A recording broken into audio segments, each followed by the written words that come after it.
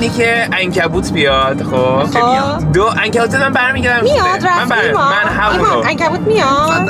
بچه‌ها من مشکل اصلی اینه که دستشویی دارم. چیپس و ماست داریم؟ من اینجا الان تو سرما یخ میزنم شب.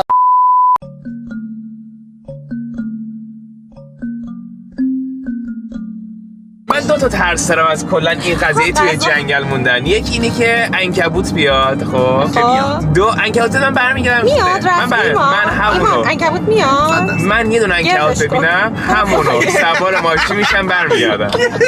من نمیام. ما هیچ کدوم نخوریم، غذا نخوریم بچه. ما از صبح تا الان هیچی هم نداریم.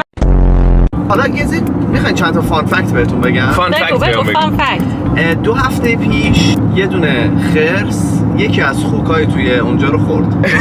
جون مامانم. یعنی چی؟ چرا داری میری کم؟ بچه‌ها من اگر مردم تقصیر شماست.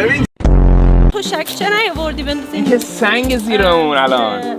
مگه کیسه خواب نداری؟ نه کیسه خوابم کجا بوده؟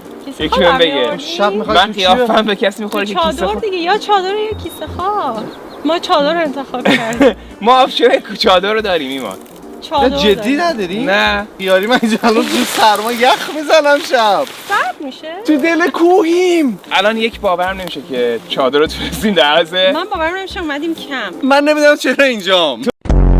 یک امنیت چادرمون هم نداریم. عنکبوتر می‌بینی رو تنه چوبه؟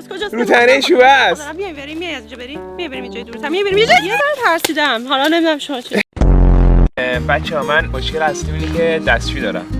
کوروش نگه داری یه بار نگه. یعنی چی نگه دار؟ چیپس و ماست داریم؟ چی میگه این چیپس و ماست؟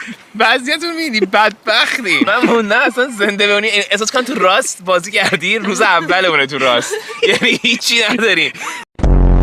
اون قدیم آدمو چیکار میکردن بدون نور؟ میخوابیدن این موقع شبا. آتیش داشتن زمان قدیم. نمیذارن آتیش روشن کنی. یعنی چی نمیذارن؟ من الان خواستم با 2 چوب بزنم به هم آتیش روشن کنم بهتون اسکیلمو نشون بدم. جدی الان حیوان نیاد، آدم نیاد خفتمون کنه. آدم خیلی چون تو کمپای بغلی هم احتمالاً یارو میاد میبینه ما رو میگه البته میاد میبینه این بدبختا هیچ نداره، یه غذا واسه میذاره و میره. اینا چه روانیایی که اینجوری اومدن. من